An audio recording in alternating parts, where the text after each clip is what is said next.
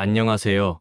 저는 서울에 살고 있는 35살 평범한 회사원 이선중입니다. 매일 아침 같은 아파트 단지에서 나와 함께 버스를 타고 지하철로 갈아탄 후 같은 역에서 내리는 한 성숙하고 아름다운 여성이 있다면 어떤 생각이 들까요? 만약 그 상황이 6개월 이상 지속된다면 그 감정은 더 깊어질 수밖에 없을 겁니다. 저 역시 그런 경험을 하고 있습니다. 저는 이 아파트 단지에 이사한 지 2년이 넘었고 부동산에 대해 공부한 끝에 드디어 제 집을 마련하는 데 성공했습니다. 올해로 35살이 되었지만 아직 미혼입니다. 전 여자친구와는 헤어진 지 벌써 1년이 다 되어 가네요. 이 집에서 함께 살며 많은 추억을 쌓았던 기억이 납니다. 그 기억 속에는 즐거운 순간도 힘든 순간도 모두 남아있죠. 우리는 이 집에서 수많은 시간을 함께 보내며 사랑을 나눴고 그만큼 다툼도 잦았습니다. 연애 3년 차가 되었을 때 결혼할 줄 알았지만 동거하면서 서로 맞지 않는 부분이 많다는 걸 알게 되었습니다. 흔히들 뉴스에서 듣는 성격 차이 때문이었죠. 사실 그 차이는 남녀 관계를 맺을 때도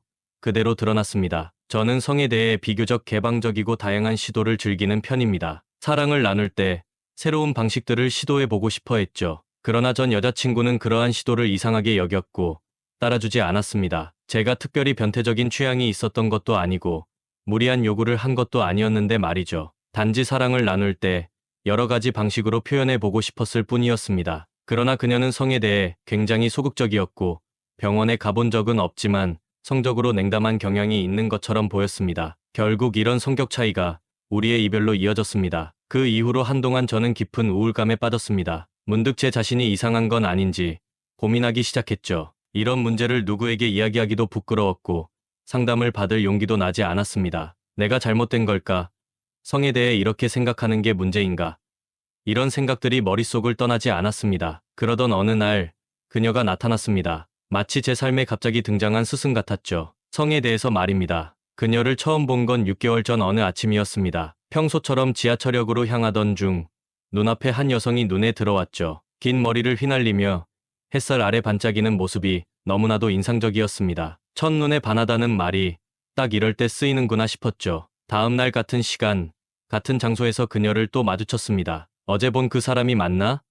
하는 생각이 들었어요. 그녀도 저처럼 같은 버스를 타고 지하철로 갈아타고 같은 역에서 내렸습니다. 이렇게 몇 번 마주치다 보니 이건 우연이 아니구나 하는 생각이 들기 시작했습니다. 그러면서 매일 아침 그녀를 기다리게 됐죠. 버스를 기다리며 나도 모르게 그녀를 찾고 있는 제 자신을 발견했습니다. 그리고 어김없이 그녀가 나타났습니다. 예쁜 미소를 띤 얼굴과 당당한 걸음걸이, 마치 무언가에 몰두한 듯한 모습이었습니다. 이제 매일 아침 그녀를 기다리게 되었네라고 생각이 들 무렵 버스가 도착했고 자연스럽게 그녀 뒤에 섰습니다. 버스에서도 지하철에서도 우리는 매번 같은 칸에 있었지만 한 번도 말을 섞은 적은 없었습니다. 그러다 어느 날 아침 그녀가 지하철역에서 제 옆에 서 있었습니다. 잠깐 제 쪽을 바라보더니 어색한 웃음을 지었고 저도 모르게 긴장된 마음에 가볍게 미소를 지으며 고개를 끄덕였습니다. 그날 이후 우리는 몇 번 눈이 마주칠 때마다 미소로 인사를 주고받았습니다. 작은 일이었지만 제겐 큰 변화였죠. 하루는 지하철이 늦어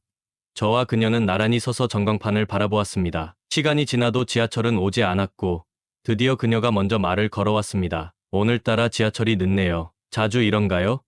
그녀의 첫마디에 심장이 두근거리기 시작했습니다. 네. 가끔요. 출근 시간대라 그런가 봐요. 제가 약간 긴장된 목소리로 대답했습니다. 그녀는 웃으며 말했습니다. 매일 같은 시간에 보는데 인사라도 해야 하나 했어요. 저도 같은 생각했어요. 자주 만나는데 그냥 지나쳤네요. 제가 웃으며 손을 내밀며 이선중입니다. 라고 말했습니다. 그녀는 제 손을 가볍게 잡으며 저는 이혜원이에요. 라고 소개했습니다. 그 후로 우리는 매일 아침 버스와 지하철에서 가벼운 대화를 나누며 출근길을 함께했습니다. 어느 날 버스를 기다리며 대화를 나누다가 같은 아파트 단지에 살고 있다는 사실을 알게 되었습니다. 여기 사세요? 저도 이 단지에 사는데요. 제가 아파트를 가리키며 말하자 그녀는 놀란 표정으로 정말요?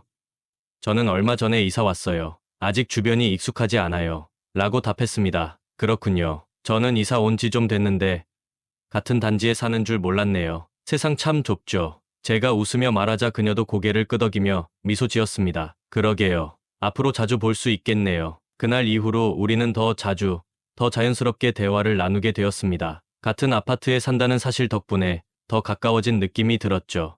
아침마다 그녀와 나누는 짧은 대화가 제게 새로운 활력소가 되었습니다. 그때까지는 그냥 가벼운 대화만 나누고 깊은 이야기는 하지 않았습니다. 딱 봐도 그녀는 결혼한 사람 같았습니다. 결혼 반지를 끼고 있었고 나이도 저와 비슷해서 아이 엄마일 확률이 높다고 생각했죠. 2달 정도 시간이 흐른 어느 날 퇴근 후 출근할 때 신을 구두를 사기 위해 회사 근처 백화점을 찾았습니다. 사람도 많지 않았고 저는 여러 브랜드의 남성 구두를 둘러보며 구경하고 있었죠. 그러다 문득 모퉁이에서 한 여성의 옆모습이 시선을 사로잡았습니다. 그녀는 30대 중반 정도로 보였고 흰색 반팔 블라우스와 검은색 비즈니스 스커트를 입고 있었는데 그 옷차림은 그녀의 곡선미를 한층 돋보이게 했습니다. 매끈한 두 다리를 감싼 검은 스타킹과 세련된 자세는 우아하면서도 섹시했습니다. 단정하게 올린 머리와 은은한 화장은 그녀의 하얀 피부를 더욱 돋보이게 했습니다. 어디서 많이 본 얼굴 같다는 생각이 들었죠. 그녀가 얼굴을 돌리며 제 쪽을 바라보는 순간 혜원 씨라는 걸 알아차렸습니다. 그녀 역시 저를 보자 밝게 웃으며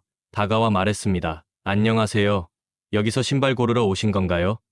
그녀의 달콤한 인사에 가슴이 두근거리기 시작했습니다. 저는 서둘러 대답했습니다. 네, 반갑습니다. 출근할 때 신을 구두를 보러 왔어요. 여기서 일하시나요?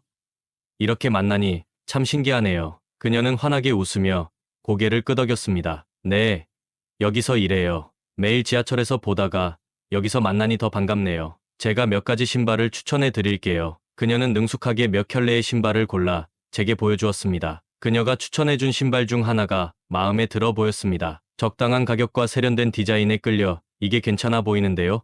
라고 물었습니다. 혜연 씨는 미소를 지으며 고개를 끄덕였습니다. 잘 선택하셨어요. 요즘 인기 있는 디자인이니까 한번 신어보세요. 그녀는 제 앞에 무릎을 꿇고 구두를 신겨주었습니다. 그녀의 움직임은 부드럽고 섬세했으며 그 자세마저도 매혹적이었습니다. 혜원 씨의 두 다리가 제 앞에 마주하고 있었고 저는 그녀의 몸매에 시선을 고정한 채 당황했습니다. 그녀는 제가 당황한 걸 눈치챘는지 미소를 지으며 고개를 돌리며 다리를 살짝 모았습니다. 그리고는 아무렇지 않게 정말 잘 어울리시네요. 발에 딱 맞는 것 같은데요? 한번 걸어보세요라고 말했습니다. 그녀의 말투는 친절하면서도 차분했고 여전히 얼굴에는 부드러운 미소가 떠 있었습니다. 저는 그녀의 말을 따라 몇 걸음 걸어보았습니다. 구두는 발에 잘 맞았고 걸을 때 안정감이 느껴졌습니다. 정말 편하네요. 디자인도 마음에 들어요. 이걸로 할게요. 저는 만족스러운 미소를 지으며 말했습니다. 계산대로 걸어가는 그녀의 둥글고 탄력 있는 엉덩이와 아름다운 다리 라인은 저를 다시 한번 강하게 끌어당겼습니다. 아마 그녀도 제가 바라보고 있는 것을 느꼈을 겁니다. 카운터에서 계산을 마친 후 그녀는 무심한 듯 발끝을 신발에서 살짝 빼내어 종아리를 천천히 문지르며 다리를 교차시켰습니다. 분홍색 발뒤꿈치가 검은 스타킹을 통해 살짝 보였고 그 모습은 저의 시선을 사로잡았습니다. 마치 그녀가 저를 유혹하려는 듯한 자태였죠. 계산을 마친 혜원 씨가 저를 향해 다가와 말했습니다. 제가 특별히 직원 할인가로 해드렸어요. 다음에 또 오시면 저를 찾아주세요. 더 좋은 가격으로 맞춰드릴게요. 그녀는 덧붙여 말했습니다. 전화번호 남겨주시면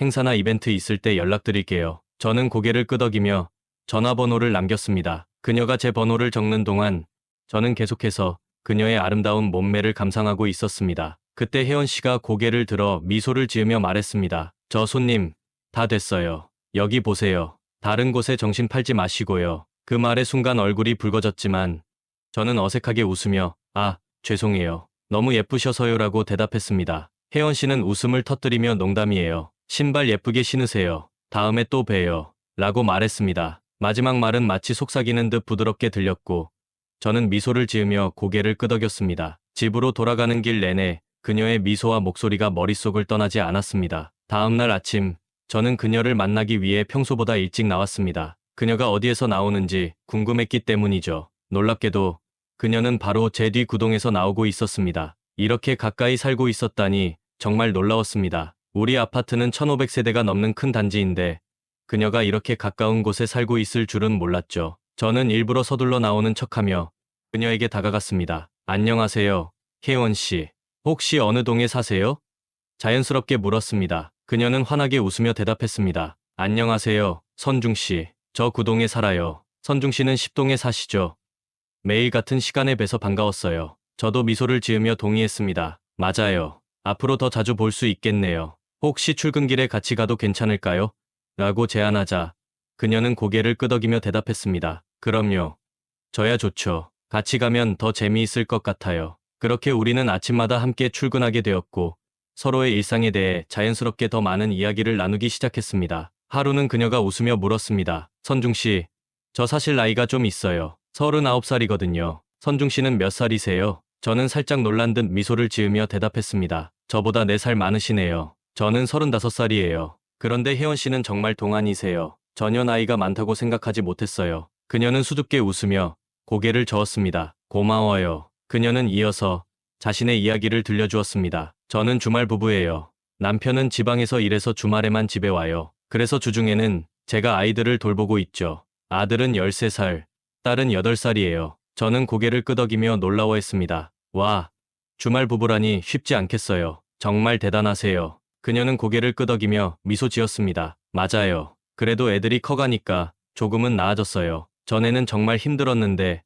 아이들이 자라면서 다시 일도 시작해보고 싶더라고요. 저는 그녀의 이야기에 귀를 기울이며 감탄했습니다. 일하면서 아이들까지 돌보는 게 쉽지 않을 텐데 정말 존경스럽네요. 혜원 씨는 감사하다는 듯 미소를 지으며 고개를 끄덕였습니다. 감사해요, 선중 씨. 사실 출근을 다시 시작하는 게 처음엔 좀 두렵기도 했어요. 그런데 매일 아침 선중 씨와 함께 출근하면서 정말 큰 힘이 됐어요. 저도 미소를 지으며 대답했습니다. 저도 마찬가지예요. 아침마다 혜원 씨와 같이 출근하는 게 저에게도 큰 힘이 돼요. 그래서 더 열심히 출근하고 싶어져요. 그렇게 우리는 농담을 나누며 서로의 이야기를 들으면서 점점 더 가까워졌습니다. 그녀와 함께하는 출근길은 제게 하루의 시작을 특별하게 만들어주는 시간이 되었고, 그녀의 이야기를 듣고 저도 제 이야기를 나누면서 우리는 조금씩 더 마음을 열어갔습니다. 매일 아침 그녀와 나누는 대화는 제게 작지만 큰 즐거움이자 하루를 시작하는 원동력이 되었습니다. 며칠이 지나고 어느 날 퇴근 후 집에서 컴퓨터를 하고 있는데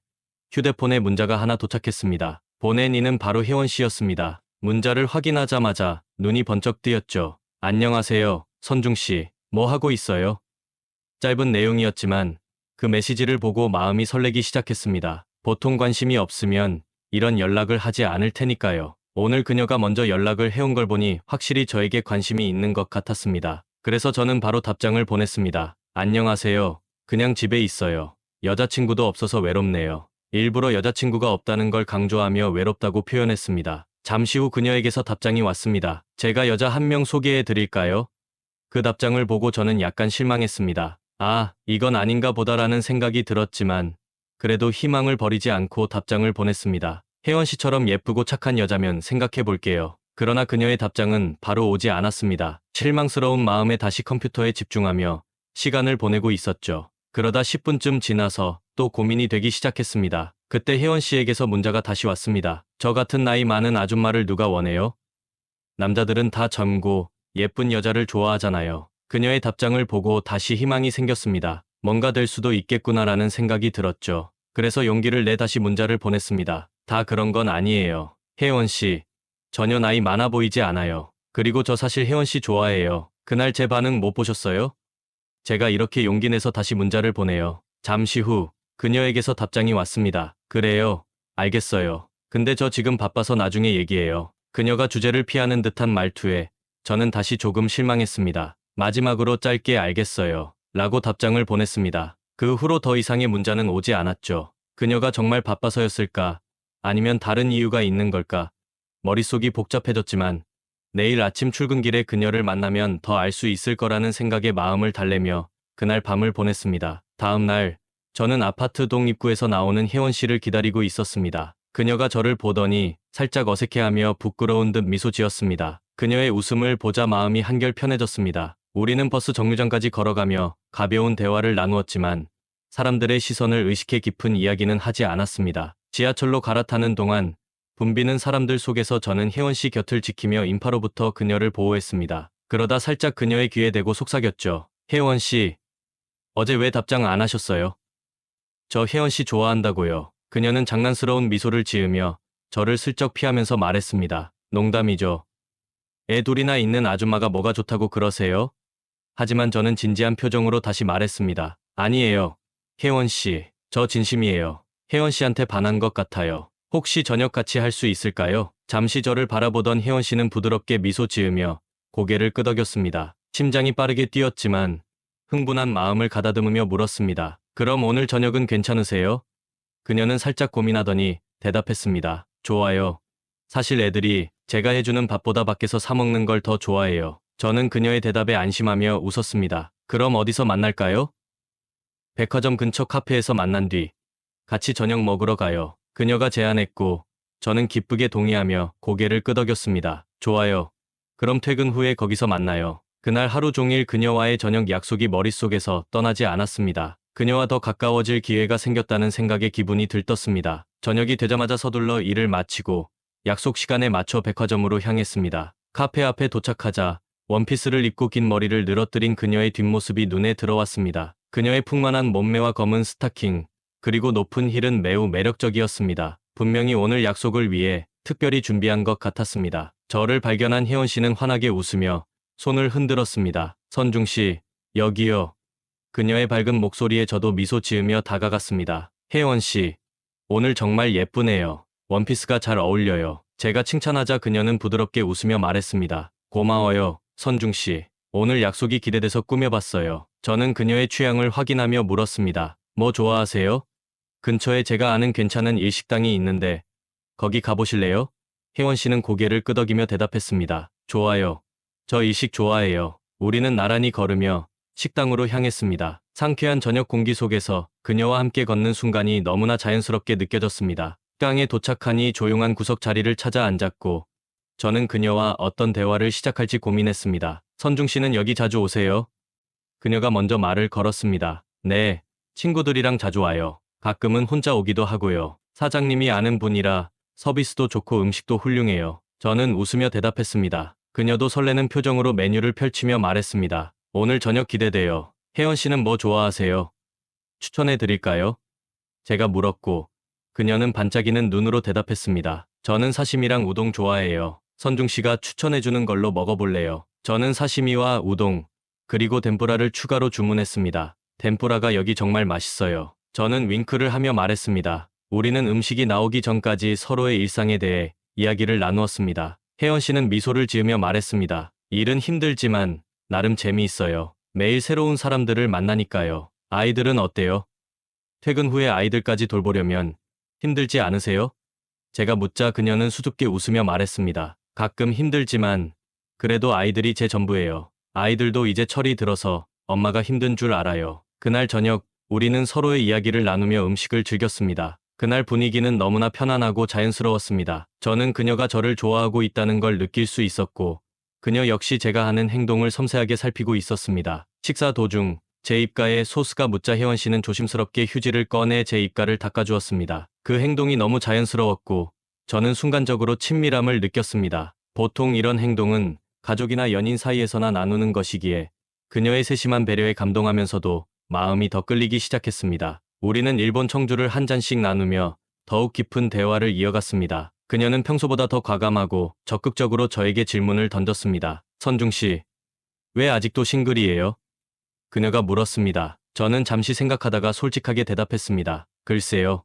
아마도 제 마음을 설레게 하는 사람을 아직 찾지 못해서일까요? 그녀는 미소를 지으며 눈을 반짝였습니다. 그럼 제가 선중 씨 마음속에 어떻게 비치는지 궁금하네요. 저는 진지하게 답했습니다. 혜원 씨는 정말 매력적이에요. 똑똑하고 예쁘고 따뜻한 사람이에요. 그래서 저는 혜원 씨에게 많이 끌리는 것 같아요. 그녀는 제 말을 듣고 미소를 지었고 그녀의 표정에서 약간 감동한 듯한 기색이 보였습니다. 그녀의 웃는 얼굴을 보며 우리는 점점 더 가까워지고 있다는 것을 느꼈습니다. 저도 모르게 그녀의 다리를 몇 번 훔쳐보게 되었는데 혜원 씨는 이를 눈치채고 일부러 다리를 제 쪽으로 살짝 움직였습니다. 짧은 치마 원피스를 입고 있던 혜원 씨의 늘씬한 다리는 제 마음을 흔들어 놓았습니다. 조용히 술잔을 기울이던 그녀가 잠시 후 저를 바라보며 물었습니다. 선중 씨, 궁금한 게 있어요. 그녀의 목소리는 조심스러웠습니다. 저는 서둘러 마음을 가다듬고 그녀에게 말했습니다. 뭐든지 물어보세요. 혜원 씨. 그녀는 진지한 표정으로 물었습니다. 선중 씨는 제가 너무 쉽게 다가간다고 생각하지 않아요? 그 질문에 잠시 당황했지만 곧 차분히 대답했습니다. 아니요, 절대 그렇게 생각하지 않아요. 오히려 이렇게 저와 시간을 보내주셔서 정말 감사해요. 혜원 씨가 저에게 얼마나 소중한지 몰라요. 그녀는 커다란 눈을 깜빡이며 저를 한참 바라보았습니다. 약간 감동한 듯 보였고 저도 진심으로 말했기에 그녀의 반응이 기뻤습니다. 사실 저도 선중 씨에게 말하고 싶은 게 있어요. 저는 선중 씨보다 나이도 많고 아이도 둘이나 있어요. 그런데도 선중 씨에게 마음이 가요. 제 얘기 좀 들어주실래요? 저는 고개를 끄덕이며 그녀의 말을 기다렸습니다. 그녀는 잠시 말을 멈추고 약간 슬픈 표정으로 다시 이야기를 이어갔습니다. 제 남편은 대형 건설사에서 일하는 현장 관리자예요. 주말 부부로 지내고 있고 그래서 평일에는 거의 집에 없어요. 저는 혼자 아이들을 키우다시피 했죠. 몇 년 전 우연히 그의 휴대폰에서 다른 여자와 주고받은 문자를 봤어요. 지금도 그 여자와 만나는 것 같아요. 주말에도 집에 잘 안 오고 일 핑계로 자주 밖에 나가요. 그녀의 눈가에 눈물이 맺혔습니다. 그 모습을 보니 마음이 아팠습니다. 저는 자연스럽게 손을 그녀의 손 위에 올렸습니다. 혜원 씨의 손은 따뜻했고 약간 떨리고 있었습니다. 저는 그녀를 위로하며 말했습니다. 정말 힘드셨겠어요. 하지만 혜원 씨는 충분히 아름답고 훌륭한 사람이에요. 저는 혜원 씨를 존경해요. 강하고 멋진 분이라고 생각해요. 그녀는 제 손을 꼭 잡으며 눈물을 흘리면서도 환하게 웃었습니다. 선중 씨를 만나서 정말 다행이에요. 그런데도 저는 결혼도 했고 아이도 있어서 선중 씨에게 쉽게 다가가지 못했어요. 저는 진지하게 그녀를 바라보며 말했습니다. 저는 혜원 씨를 정말 좋아해요. 당신이 어떤 상황에 있든 저는 항상 곁에 있을게요. 우리 서로를 더 알아가요.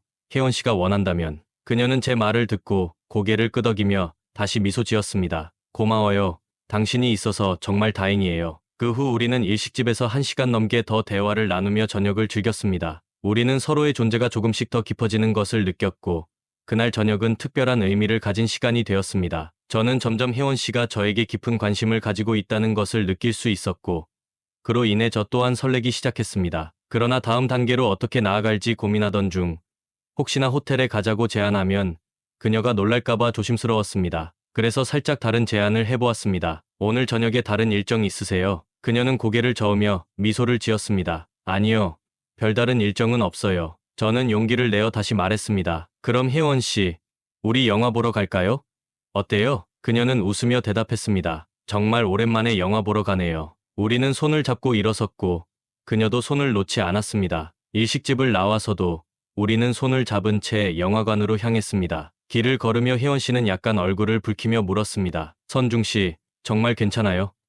제가 당신보다 나이도 많고 아이도 둘이나 있는데도 제가 여전히 매력적으로 보여요? 저는 웃으며 대답했습니다. 혜원 씨는 제 마음속 여신이에요. 당신이 매력적이지 않은 순간은 한 번도 없었어요. 그녀는 얼굴이 빨개지며 저를 장난스럽게 팔을 꼬집고는 웃음을 터뜨렸습니다. 우리는 연인처럼 팔짱을 끼고 영화관에 들어갔습니다. 저는 키오스크에서 일부러 사람이 적은 영화를 골랐습니다. 예매하면서 그녀의 손을 잡고 있는 순간 내심 큰 기대감에 부풀었죠. 그러자 그녀가 속삭이듯 말했습니다. 우리 구석에 가서 앉아요. 눈에 띄지 않겠다는 생각이 들어 즉시 구석 자리로 티켓을 예약했습니다. 팝콘과 음료를 사서 상영관으로 들어갔습니다. 화요일 저녁이라 그런지 영화관은 한산했고 우리는 상영관 뒤쪽 구석에 앉아 영화가 시작되기를 기다렸습니다. 조용한 영화관에서 우리의 손은 여전히 맞잡혀 있었고 우리는 서로의 손을 놓지 않으면서 그 순간의 설렘을 만끽했습니다. 곧 상영관의 불이 꺼지고 칠흑 같은 어둠이 찾아왔습니다. 심장은 점점 더 빠르게 뛰기 시작했고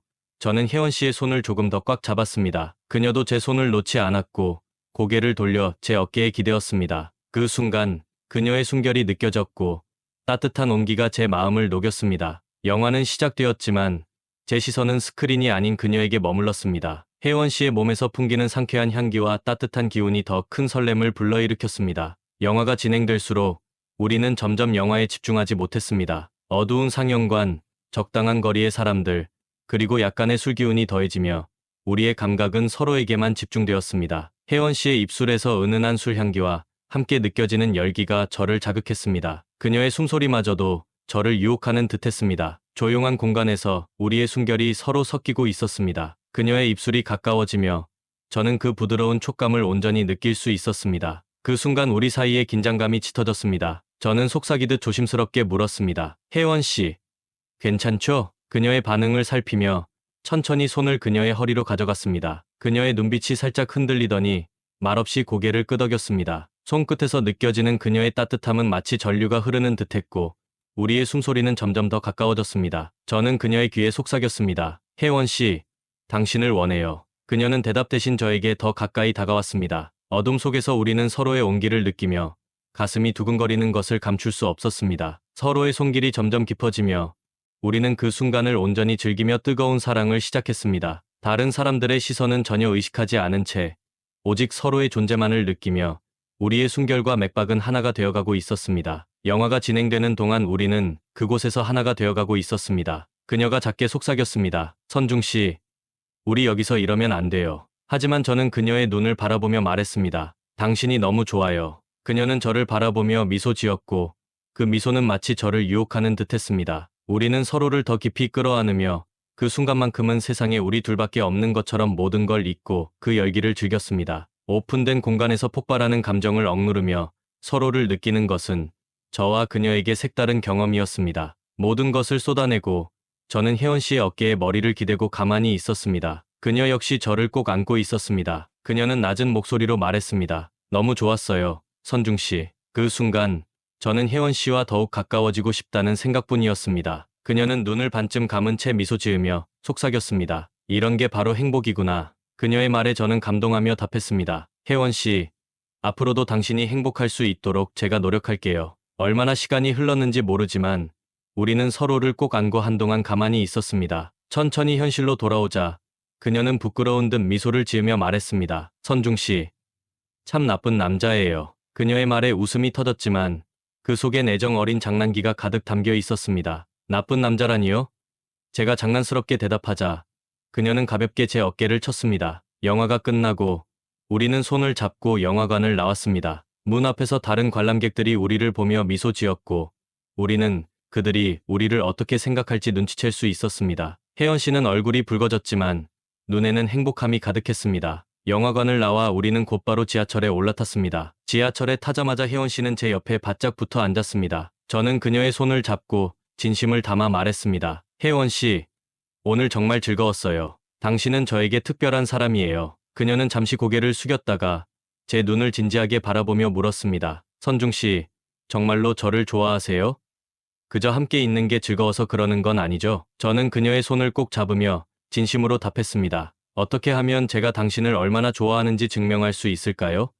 정말로 혜원 씨가 저에게 얼마나 특별한 사람인지 몰라요. 그녀는 제 말을 듣고 미소를 지으며 말했습니다. 알았어요. 선중 씨가 저를 좋아해 준다면 저도 언제나 선중 씨를 행복하게 해줄게요. 하지만 만약 어느 날 선중 씨가 저를 좋아하지 않게 된다면 저는 선중 씨를 놓아줄 거예요. 그녀의 말에 저는 진지하게 대답했습니다. 혜연 씨는 정말 제가 좋아하는 스타일이에요. 외모도 매력적이고 몸매도 훌륭하지만 무엇보다 똑똑하고 배려심이 깊은 사람이에요. 이런 사람이 제 여자친구라면 정말로 운이 좋다고 생각해요. 그녀는 고개를 끄덕이며 제 어깨에 머리를 기대고 조용히 말했습니다. 선중 씨, 고마워요. 이렇게 솔직하게 말해줘서 나도 선중 씨가 너무 좋아요. 선중 씨와 있으면 정말 행복해요. 그렇게 우리는 서로의 감정을 확인하며 지하철 안에서 오직 서로에게만 집중한 채 시간을 보냈습니다. 그 순간만큼은 외부의 시선도 현실도 신경 쓰지 않았습니다. 지하철이 목적지에 도착하자 우리는 손을 잡고 나와 버스를 타고 집으로 향했습니다. 이미 늦은 시간이라 버스 안에는 거의 사람이 없었고 우리는 자연스럽게 뒤쪽 좌석에 나란히 앉았습니다. 서로를 바라보며 미소 짓던 그 순간 우리는 설렘을 참지 못하고 키스를 나누었습니다. 그저 서로에 대한 감정에 충실하고 싶었기 때문이었습니다. 두 사람만의 작은 세상에서 우리는 모든 것을 잊고 달콤한 키스를 이어갔습니다. 그러나 그 달콤한 순간에 갑자기 혜원 씨의 휴대폰이 울렸습니다. 그녀의 아들이었습니다. 엄마, 언제 와? 아들의 목소리를 듣자 혜원 씨는 목소리를 차분하게 낮추며 대답했습니다. 곧 도착해 집에서 기다리고 있어. 알겠지? 혜원 씨는 부드럽게 대화를 마무리했고 우리는 아쉬운 마음을 감추며 버스가 도착하자 각자의 집으로 향했습니다. 그녀가 뒷모습을 보이며 걸어가는 모습에 저는 행복을 느꼈습니다. 손을 흔들며 인사하는 그녀의 모습은 마치 꿈만 같았습니다. 집으로 돌아와도 피곤함은 전혀 느껴지지 않았습니다. 대신 그녀의 웃음과 향기가 계속 떠올라 마음 한구석에 허전함이 스며들었습니다. 더 가까워지고 싶은 마음이 들었죠. 저는 샤워를 마치고 침대 시트를 정리한 후 소파에 앉아 저녁에 행복한 시간을 곱씹고 있었습니다. 그때 갑자기 전화가 울렸습니다. 그녀였습니다. 여보세요, 혜원 씨. 저는 서둘러 전화를 받았습니다. 전화 너머로 그녀의 달콤하고 부드러운 목소리가 들려왔습니다. 그녀도 저와 같은 마음으로 저녁을 떠올리며 미소를 짓고 있었을 것입니다. 혜원 씨, 이렇게 얘기해도 괜찮아요? 아이들이 듣지 않겠어요? 제가 걱정스레 물었습니다. 괜찮아요. 지금 애들은 각자 방에서 자고 있어요. 저도 안방에서 전화하고 있어서 들리지 않을 거예요. 우리 애들은 이제 다 커서 밤에는 저를 찾지도 않아요. 혜원 씨는 조용한 목소리로 답했습니다. 그 말을 듣고 안심한 저는 한결 편안한 마음으로 그녀와 이야기를 나누기 시작했습니다. 우리는 그날 있었던 일과 서로의 느낌에 대해 이야기하며 웃음을 나눴습니다. 시간이 흐르는 줄도 모르고 대화를 이어갔습니다. 그날 밤, 우리는 꿈속에서도 서로를 찾았습니다. 현실과 꿈의 경계가 흐려지며 우리는 오직 서로에게만 집중한 채 하루를 마무리했습니다. 그 후 우리는 자연스럽게 연인이 되었지만 혜원 씨가 유부녀라는 사실 때문에 우리의 관계는 더욱 신중할 수밖에 없었습니다. 그녀는 이미 이혼을 준비하고 있었고 남편의 귀책 사유를 입증할 증거를 모으고 있었습니다. 그래서 우리는 버스 정류장에서조차 작은 행동 하나에도 조심해야 했습니다. 작은 오해 하나가 모든 것을 엉클어지게 만들 수 있었기 때문이죠. 우리는 주로 평일 점심시간에 몰래 만나거나 저녁에 조용한 시간을 함께 보내곤 했습니다. 아무도 눈치채지 못하게 하면서도 서로의 존재를 확인하며 행복을 느꼈습니다. 때로는 시간이 허락할 때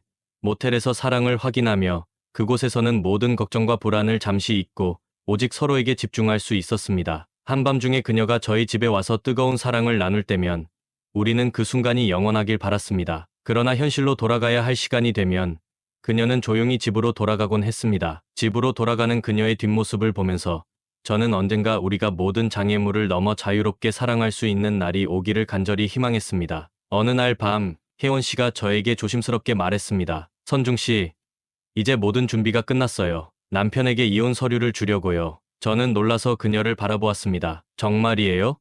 드디어 결심한 거예요? 그녀는 고개를 끄덕이며 조용히 말했습니다. 네, 더 이상 미룰 수 없어요. 아이들을 위해서라도, 그리고 나 자신을 위해서라도 이 결정을 해야겠어요. 그동안 모은 증거도 충분하고 이제 남편도 더 이상 변명할 수 없을 거예요. 저는 그녀의 손을 꼭 잡으며 말했습니다. 혜원 씨, 당신이 원하는 모든 것을 도와줄게요. 언제든 필요하면 말해요. 항상 당신 곁에 있을게요. 그녀는 고개를 끄덕이며 제 손을 꼭 잡고 고마워요, 선중 씨. 당신이 있어서 정말 다행이에요. 라고 말했습니다. 며칠 후, 그녀는 남편에게 이혼 서류를 건넸습니다. 남편은 처음에는 당황했지만 혜원 씨가 모아둔 증거를 보며 더 이상 부인할 수 없었습니다. 그는 무겁게 한숨을 쉬며 말했습니다. 정말 이혼할 거야? 그녀는 단호하게 대답했습니다. 그래요.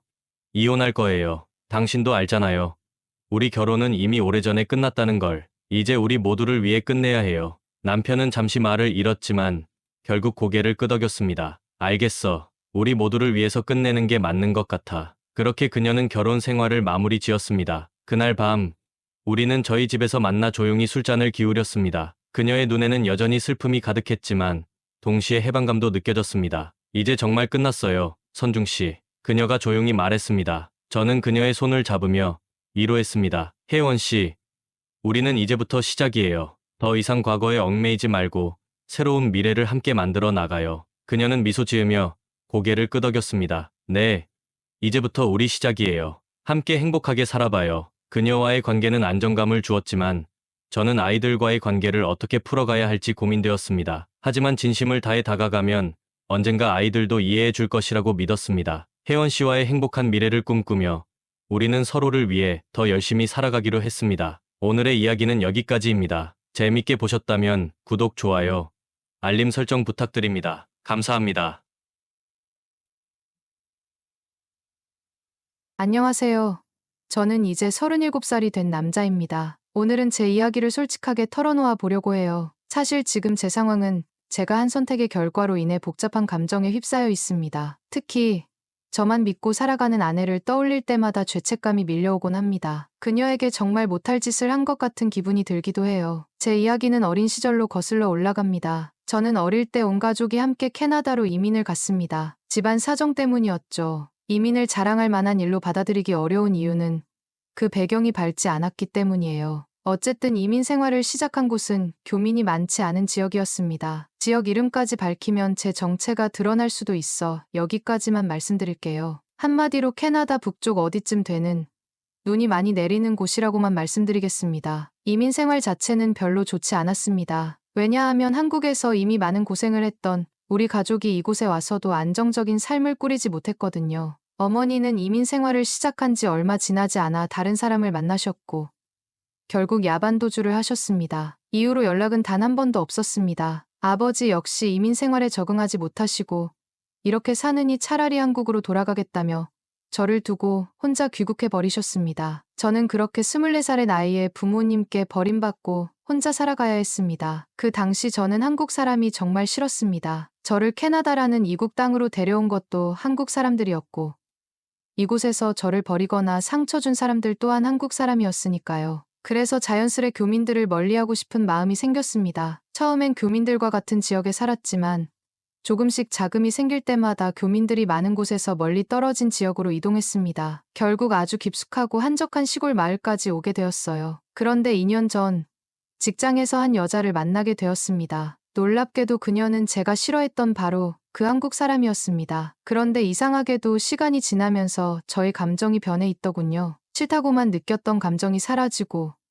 오히려 외로움과 그리움이 채워지는 느낌을 받았습니다. 그녀는 저보다 7살이나 어렸지만 저와 정서적으로 잘 통했고 대화도 자연스럽게 잘 통하는 사람이었습니다. 그 덕분에 우리는 서로에게 점점 끌리게 되었어요. 시간이 흘러 우리는 연인이 되었고 연애를 시작한 지 얼마 지나지 않아 함께 살기 시작했습니다. 사실상 결혼을 약속한 사이가 되었죠. 결혼식만 올리지 않았을 뿐 우리는 이미 한 집에서 살림을 꾸리며 부부처럼 지내고 있었습니다. 그래서 저는 주변 사람들에게도 그녀를 동거인이라기보다는 아내라고 소개하기 시작했어요. 이야기를 꺼내며 다시 돌아보니 제 선택들이 어떤 의미였는지 깊이 생각해 보게 됩니다. 그 선택들이 옳았는지는 잘 모르겠지만 지금 제 곁에 있는 그녀와의 인연만은 소중히 여기고 싶습니다. 어느 날 퇴근 후 집에 들어왔을 때의 일이었어요. 제가 퇴근하기 전에 이미 집에 와 있던 아내가 누군가와 영상통화를 하고 있더라고요. 평소처럼 외투를 벗으며 자연스럽게 아내의 핸드폰 화면을 흘깃봤는데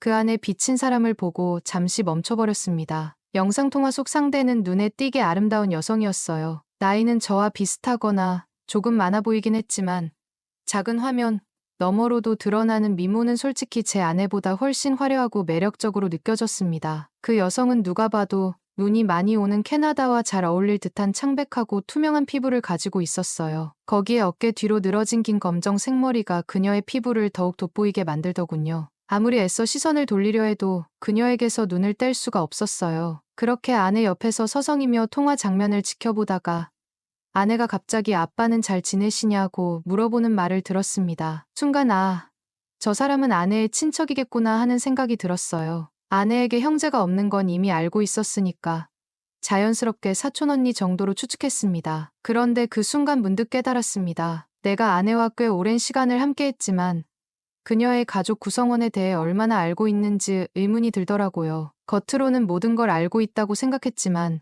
실은 잘 모르는 부분이 많았던 거죠. 통화가 끝난 뒤 아내가 다가왔길래 이번 기회에 아내를 더 잘 알아야겠다는 생각으로 방금 통화한 사람이 누구냐고 물어봤어요. 솔직히 말해서 핸드폰 화면 속 그녀의 미모가 머릿속에서 잊히지 않았지만 이 질문은 순전히 아내에 대해 더 알고 싶어서 한 거였습니다. 그 순간만큼은 그 여성에게 흑심을 품는다거나 하는 생각은 전혀 없었거든요. 그런데 아내의 대답은 제가 상상조차 하지 못했던 것이었어요. 아내는 놀라지 말라며 방금 통화한 사람이 자기 엄마라고 하더군요. 순간 귀를 의심했습니다. 말도 안 되는 소리라고 생각했어요. 그래서 정색을 하며 똑바로 말해. 방금 영상통화했던 사람은 젊은 사람이었잖아. 아무리 봐도 당신 또래 아니면 내 또래로 보이는데 어떻게 그 사람이 엄마일 수가 있냐? 라고 말했습니다. 아무리 계산해도 말이 안 됐어요. 시집을 아주 일찍 갔다고 가정해도 아내를 20살에 낳았다면 지금쯤 50 가까운 나이가 돼야 하는데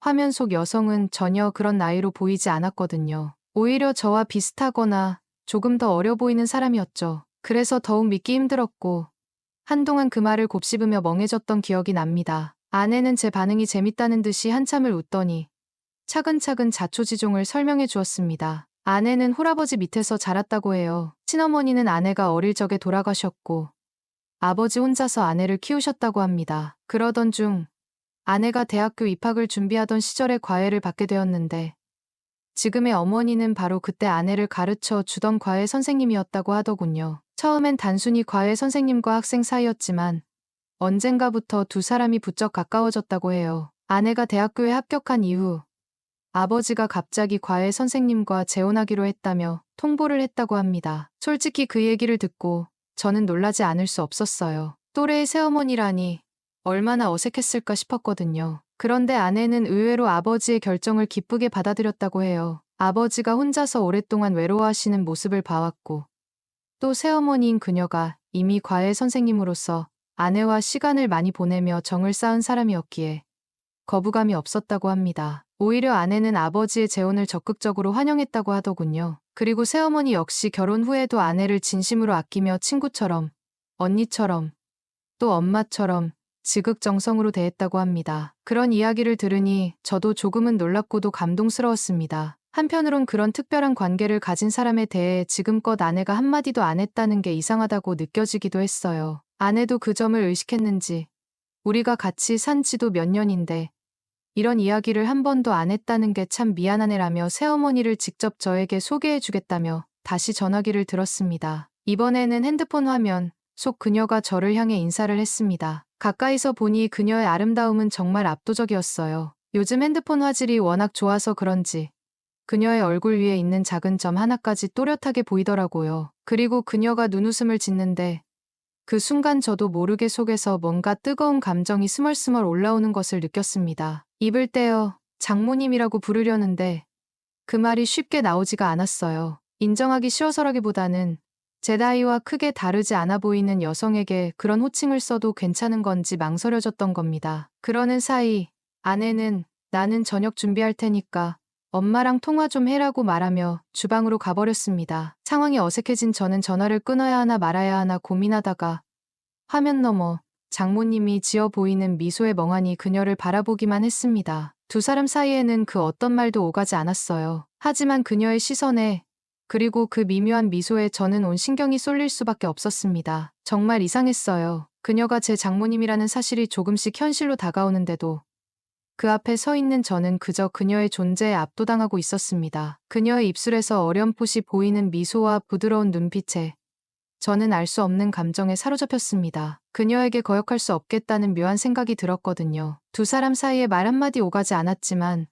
그 조용한 긴장감은 저를 어딘가 불편하게 만들면서도 묘하게 빠져들게 했습니다. 그러던 중 아내가 주방에서 저녁 준비가 끝났다며 이제 그만 전화를 끊고 오라고 했습니다. 식사를 해야 하니 정중히 인사하며 전화를 끊으려는 찰나 장모님께서 갑자기 저를 부르며 개인 연락처를 물어보셨습니다. 순간 조금 의아했어요. 그런데 장모님은 아내가 가끔 전화를 안 받을 때가 있어 걱정된다고 하시며 지상연락용으로 알고 싶다고 설명하셨습니다. 그렇게 연락처를 드린 이후 장모님께서는 매일같이 연락을 하기 시작하셨습니다. 처음에는 별거 아닌 이야기들로 전화를 하셨는데 점차 사소한 이야기로도 저를 붙잡으시더군요. 예를 들어 날씨가 어떻다든지 아내가 잘 있는지 물으시거나 그냥 안부를 묻는 정도였지만 그 빈도가 잦아지면서 저도 점점 익숙해져 갔습니다. 솔직히 말씀드리자면 저는 그 연락이 싫지는 않았습니다. 장모님의 아름다운 외모와 부드러운 목소리가 묘하게 편안하게 느껴졌거든요. 하지만 장모님이라는 호칭은 도저히 제 입에서 나오지 않았습니다. 그저 그녀를 누나라고 부르면 모를까 장모님이라 부르기엔 너무 어색했고 저와 비슷한 나이로 보이는 그녀에게 그런 말을 하는 게 맞는지도 모르겠더군요. 그런데 그녀도 저를 사위라고 부르지 않았습니다. 오히려 이름을 부르며 자연스럽게 대화를 이어갔죠. 그러던 어느 날 아내가 옆에 있는 상황에서도 장모님께서 계속 저에게 전화를 거셨습니다. 통화를 받으면 쉽게 끊으려 하지 않으시고 대화가 길어져서 점점 부담스러워지기 시작했습니다. 그래서 어떤 날은 아예 집 밖으로 나가 전화를 받기도 했습니다. 장모님께서 걸어오는 전화의 주제가 이제는 단순히 아내의 안부를 묻는 것이 아니라 저와 개인적인 이야기를 나누는 것이 주된 내용이었거든요. 그런 대화를 집 안에서 특히 아내가 있는 자리에서 하기가 점점 꺼려졌습니다. 하루는 장모님과의 통화 중 그녀의 말에 정신이 팔려 있었어요. 목소리와 말투는 물론 대화의 내용이 이상하게 마음을 뒤흔드는 것 같았습니다. 그런데 그 순간 뒤에서 갑자기 누군가가 제 어깨를 툭 치는 겁니다. 깜짝 놀라 돌아보니 바로 아내가 서 있더군요. 정말 심장이 떨어지는 줄 알았습니다. 아내는 저를 보며 도대체 누구랑 통화하길래 밖에서까지 나가서 전화하고 있는 거야? 라고 물었습니다. 그 말에 순간 너무 당황해서 뭐라 대답해야 할지 모르겠더군요. 머릿속이 하얘지는 기분이었어요. 재혼한 젊고 아름다운 너의 엄마라고 솔직하게 말해야 하나 고민하고 있는데 장모님께서 갑자기 내가 해결할게라며 아내에게 전화를 바꾸자고 하시더군요. 저는 이제 모든 게 들통났구나 싶어서 속으로 망했다며 조마조마한 마음으로 기다렸습니다. 아내가 전화를 받자마자 처음엔 조금 심각한 표정이었어요. 제가 숨기고 있던 모든 것이 폭로되기라도 한 건 아닌지 두려움이 엄습했습니다. 하지만 시간이 조금 지나고 나니 아내의 표정이 점차 밝아지더니 나중에는 얼굴이 활짝 피더라고요. 저는 속으로 오히려 더 의심을 사는 게 아닌가 싶었습니다. 대체 장모님이 아내에게 무슨 말을 했기에 그녀가 저렇게 기뻐할 수 있는지 알 길이 없어 답답하기만 했죠. 아내가 통화를 마치고 저에게 전화기를 건네며 물었습니다. 어떻게 나한테 말도 없이 그럴 수가 있어? 순간 저는 심장이 철렁 내려앉았습니다. 이제 정말 다 끝났구나 싶었죠. 그런데 예상치 못한 일이 벌어졌습니다. 아내가 저를 와락 안아주며 눈에 눈물까지 글썽이면서 행복해하는 겁니다. 어리둥절한 상태로 멍하니 서 있는데 아내가 기쁜 목소리로 말하더군요. 엄마가 방금 우리 결혼식 얘기를 했어. 자기 캐나다에서 작게 결혼식을 올리자고 얘기했구나. 아빠랑 엄마가 직접 오신다고 하셨어. 저는 무슨 상황인지 도무지 이해가 가지 않았습니다. 장모님과 전혀 그런 이야기를 나눈 적도 없었고 아내가 이렇게 기뻐하는 이유도 모르겠더군요. 그런데 아내는 이미 뛸 듯이 기뻐하며 제 손을 잡고 눈을 반짝이며 말했습니다. 정말 고마워. 당신 정말 속이 깊은 사람이었구나. 아내의 말에 가슴이 먹먹해졌습니다. 그녀가 이렇게 감동하며 기뻐하는 모습이 예뻐 보이면서도 내가 무엇을 잘못했는지 모르는 상황이 더 미안하고 혼란스러웠죠. 아내는 캐나다에서 결혼식을 올리며 웨딩드레스를 입는 건 이미 포기했다고 생각하고 있었대요. 그런데 제가 나서서 결혼식을 준비하는 듯 보였으니 얼마나 감동했겠습니까? 사실 저는 군입대 문제로 한국으로 돌아가는 게 어려운 상황이라 한국에서 결혼식을 올리는 게 현실적으로 불가능했거든요. 그러니 캐나다에서의 결혼식 제안이 아내에게는 더욱 특별하게 느껴졌겠죠. 결국 그렇게 갑작스럽게 결혼식을 준비하게 되었고 몇 달 뒤 장모님과 장인어른께서 캐나다로 오시게 되었습니다. 아내는 오랜만에 가족들을 만난다는 생각에 얼굴에 웃음이 떠날 줄 몰랐고 기분이 한껏 고조되어 있었습니다. 하지만 저는 속으로 오만 가지 걱정을 하며 머리가 복잡해졌습니다. 특히 장모님이 어떤 돌발 행동을 하실지 모른다는 불안감이 가득했어요. 드디어 공항에서 장모님과 장인어른을 만나는 날이 왔습니다. 공항에서 처음 실물로 뵌 장모님은 작은 핸드폰 화면으로 봤을 때보다 훨씬 더 아름다웠습니다. 그 모습에 잠시 말문이 막힐 정도였죠. 얼굴선 하나하나가 조각처럼 뚜렷하고 우아한 분위기가 주변 공기를 다르게 만드는 것 같았습니다. 장모님의 미소를 보며 저는 다시 한번 묘한 감정에 휘말리게 되었죠. 그녀의 눈빛은 여전히 저를 꿰뚫어보는 듯했으니까요. 장모님은 키도 크고 화장이 진한 편이었지만 그만큼 새하얀 피부가 더욱 돋보였어요. 제가 좋아하던 긴 생머리는 이번에 웨이브로 바뀌었더군요. 두꺼운 파마 웨이브가 그녀의 우아함을 한층 더 살렸습니다. 무엇보다도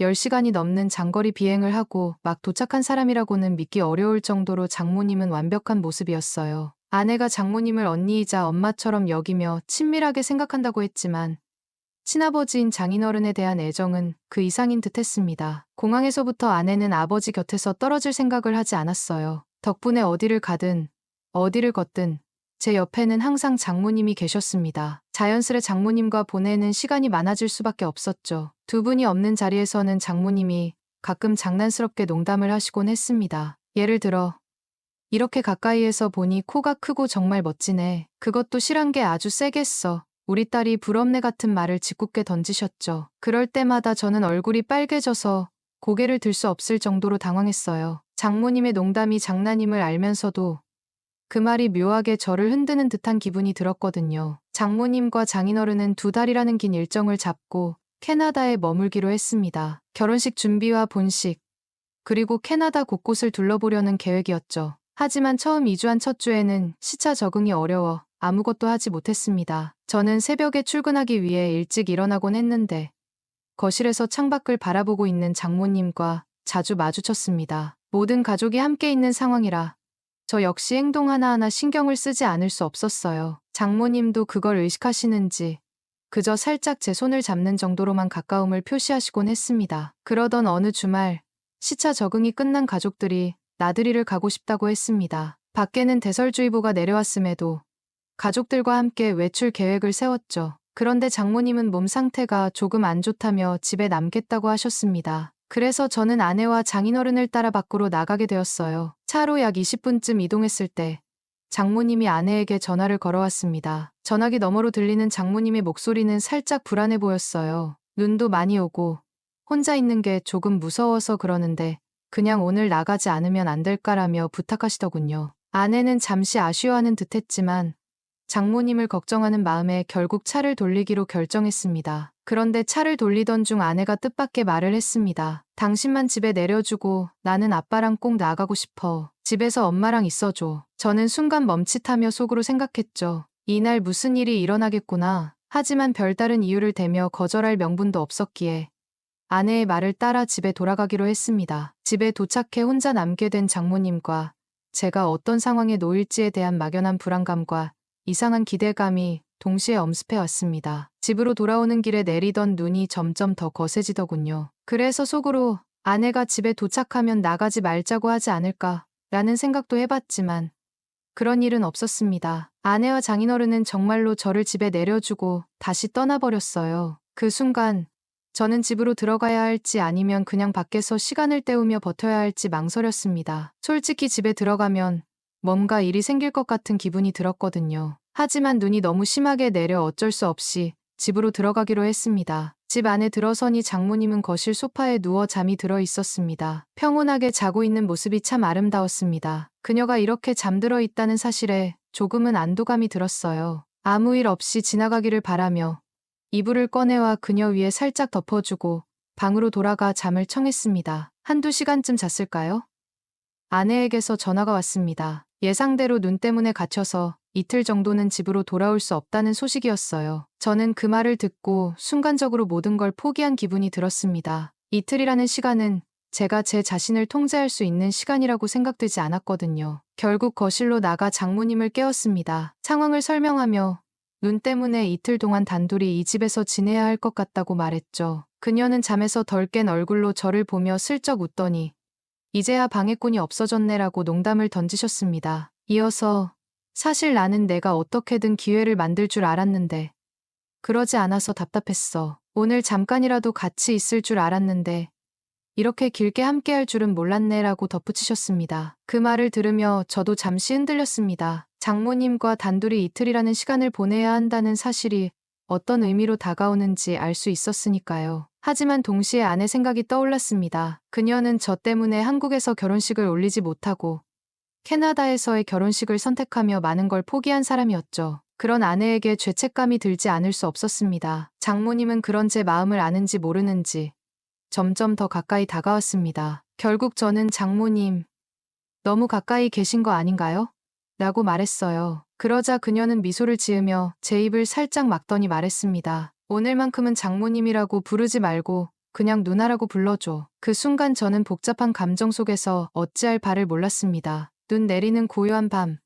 아내가 없는 이 집에서 장모님과 단둘이 시간을 보내야 한다는 현실이 점점 더 선명해지고 있었습니다. 아내와 장인어른은 예상보다 빠르게 이틀이 아니라 바로 다음 날 집으로 돌아왔습니다. 장모님과 제가 한창 뜨거운 시간을 보내고 있던 그때 갑자기 현관문이 열리는 소리가 들렸습니다. 그 순간 심장이 얼어붙는 듯했어요. 저는 정말 반사적으로 쏜살같이 제 방으로 뛰어들어가 몸을 숨겼습니다. 아내는 저를 보고는 어이가 없다는 듯이 눈이 펑펑 내리는데 우통 벗고 자면 어떡하냐고 하며 핀잔을 주었지만 그 말 외에는 아무런 의심도 하지 않는 듯 보였습니다. 장인어른도 마찬가지였어요. 두 사람 모두 그저 눈이 얼마나 많이 왔는지, 길이 얼마나 막혔는지에만 관심을 두었지. 집 안에서 장모님과 제가 어떤 시간을 보냈는지에 대해서는 전혀 신경 쓰지 않는 듯했습니다. 그 점이 다행이면서도 동시에 묘한 불안감을 남겼습니다. 그날 밤 장모님이 저를 따로 불러내셨습니다. 조용히 저를 바라보며 말씀하셨어요. 어제 일은 우리만 간직하자. 가족들을 위해서라도. 그녀의 목소리는 담담했지만 그 말의 무게는 결코 가볍지 않았습니다. 저도 고개를 끄덕이며 그 약속에 동의할 수밖에 없었죠. 이후 거짓말처럼 날씨가 풀렸고 더 이상 눈은 내리지 않았습니다. 예정대로 집 근처 성당에서 아내와 저는 장모님과 장인어른의 축하 속에 결혼식을 올렸습니다. 결혼식 날의 아내는 행복으로 가득 찬 얼굴이었고 저는 그 웃음을 보며 복잡한 마음을 숨겨야만 했습니다. 결혼 후 장모님은 귀국한 이후로 저에게 개인적으로 연락하는 일이 전혀 없었습니다. 하지만 아내와 영상통화를 할 때 제가 옆에 있으면 장모님은 웃으며 우리 사위가 보고 싶네. 나는 아직도 캐나다에서 눈 많이 오던 그날이 기억에 남아라고 말씀하시곤 했습니다. 그 말을 들을 때마다 저는 등줄기로 식은땀이 흘렀지만 아내는 아무 의심 없이 맞아요. 그때 정말 눈 많이 왔었죠. 라며 환하게 웃으며 맞장구를 쳤습니다. 그런 순간들이 반복될수록 저는 제 마음속에 감춰둔 비밀이 점점 무거운 짐이 되어가는 걸 느꼈습니다. 아내는 제가 가장 사랑하는 사람인데 그녀에게 이런 비밀을 간직한 채로 행복한 결혼 생활을 이어갈 수 있을지 스스로도 확신이 서지 않았습니다. 더욱이 가끔씩 장모님이 떠오르는 건 어쩔 수 없었습니다. 그녀의 미소, 목소리, 그리고 그날의 기억이 머릿속을 스치곤 했죠. 하지만 저는 이겨내기로 했습니다. 아내와의 결혼 생활을 지키기 위해서, 그리고 그녀의 행복을 위해서 이렇게라도 스스로를 다잡으며 하루하루를 살아가고 있습니다. 지금까지 저의 이야기를 들어주셔서 감사합니다. 제 마음속 깊은 이야기를 털어놓을 수 있어 조금은 가벼워진 기분이 드네요. 저는 올해 40대 초반에 접어든 한 남자의 아내예요. 솔직히 말하자면 제 외모는 꽤 자신 있어요. 타고나길 좋은 몸매에 호감형 얼굴을 가졌고 주위에서도 그런 말을 자주 듣곤 했죠. 결혼 전에는 저를 좋아해서 따라다니는 사람도 많았어요. 그런데 저희 집이 워낙 엄해서 남자와 제대로 교제할 시간은 거의 없었어요. 그런 제가 20살 때 지금의 남편을 만났습니다. 그 사람은 제가 정말로 사랑했던 첫사랑이었어요. 제 마음이 너무 컸던 나머지 집안의 엄청난 반대를 무릅쓰고 어린 나이에 결혼을 결심했죠. 남편은 저보다 7살 많았고 저희 첫 남자였어요. 부부로서의 생활은 아무 문제도 없었고요. 하지만 제가 아직 어렸던 만큼 하고 싶은 것도 많고 꿈꾸는 일도 많았던 시기였어요. 사실 제가 결혼했을 때 주위에 결혼한 친구는 하나도 없었어요. 친구들이 나이트클럽에서 놀다 온 얘기, 남자친구와의 만남과 이별을 들려줄 때면 왠지 모를 부러움과 설렘이 느껴지곤 했어요. 그러다 3년간 남편만 바라보며 살아온 저에게 큰 시련이 찾아왔어요. 단 한 번의 외도로 인해 제 삶이 180도 달라지게 되었죠. 결혼 전까지만 해도 저는 다른 남자를 만난다는 걸 상상조차 못했고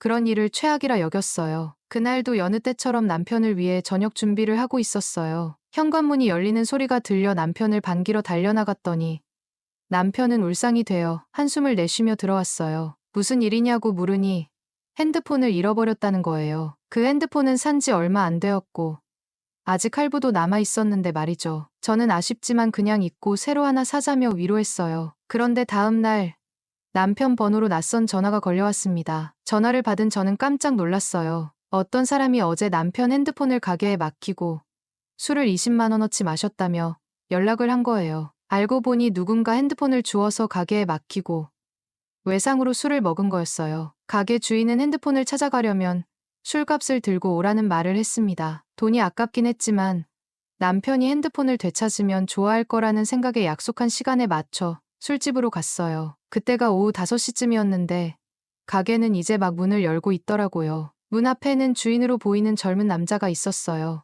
핸드폰 찾으러 왔다고 말하자 그 남자는 저를 지하 2층의 술집으로 데리고 갔어요. 핸드폰을 확인해보니 남편 것이 맞았어요. 그런데 20만 원이라는 금액이 너무 아깝게 느껴졌어요. 그러다 문득 그 남자를 보게 되었는데 턱 수염이 풍성하고 마초 느낌이 나는 사람이었어요. 깔끔한 정장을 입고 다니는 제 남편과는 정반대의 자유로운 분위기를 풍기는 사람이었죠. 그 순간부터 묘한 감정이 스쳤습니다. 그가 평소에 제가 보던 남편과 너무 달랐기 때문인지 아니면 제가 갖지 못했던 자유로운 삶의 일부를 상징하는 것처럼 보였던 건지 저 자신도 잘 모르겠어요. 저도 제가 왜 그런 말을 했는지 지금도 이해가 안 돼요. 하지만 그날 갑작스러운 충동에 휩싸여 제가 제안을 해버린 거예요. 20만 원 대신 오늘 몸으로 갚으면 안 될까요? 라는 말이 입에서 툭 튀어나왔습니다. 너무 황당한 제안이었죠. 그 말을 내뱉자마자 제 얼굴은 화끈거리고 빨갛게 달아올랐어요. 그 남자는 처음엔 놀란 듯 했어요. 하지만 이내 아무 말도 없이 술집 문을 걸어 잠그더니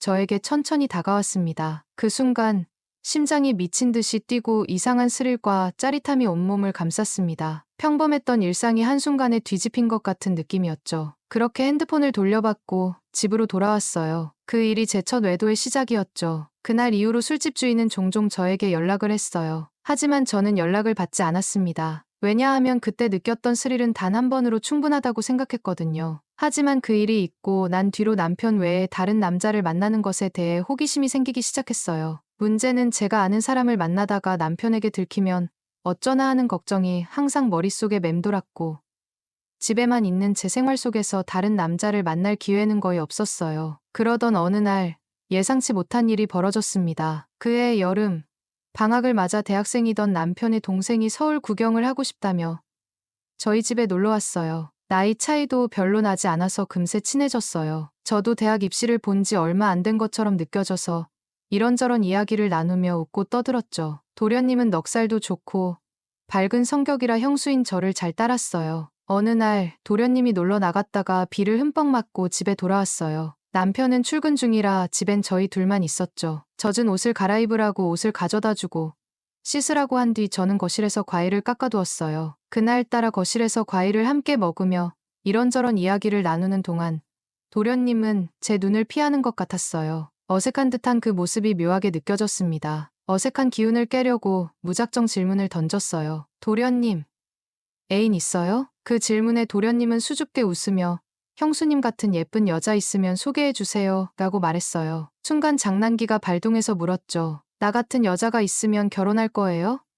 도련님은 한치의 망설임도 없이 당연하죠 라고 대답했어요. 그 대답을 듣는 순간 묘한 충동이 일어나 손을 잡아버렸습니다. 그때까지도 몰랐어요. 제가 이렇게 적극적인 여자인 줄은요. 순간 정적이 흘렀고 얼어있던 도련님은 조심스럽게 제 손에 깍지를 끼웠어요. 그 일이 있은 후 저는 남편에게 도련님과 서울 구경을 다닌다고 핑계를 대고 한 달 동안 대놓고 데이트를 했습니다. 도련님과 함께하는 시간이 너무 즐거웠어요. 마치 그 또래의 연애를 다시 경험하는 것 같았죠. 하지만 그 뜨거웠던 감정도 오래가진 않았어요. 터미널에서 도련님을 보내고 나니 몸에서 멀어지니 마음도 멀어지더라고요. 그렇게 여름이 지나고 선선한 바람이 부는 가을이 찾아왔습니다. 심심한 마음에 남편 몰래 채팅을 해본 적이 있었어요. 사실 별다른 만남으로 이어지진 않았지만 그 과정에서 무언가 새로운 기분을 느끼고 싶었던 것 같아요. 그러다 어느덧 추석이 다가왔죠. 저희 시댁과 친정은 서울에서 차로 약 2시간 거리의 지방에 있어요. 연휴 전날부터 시댁에 내려가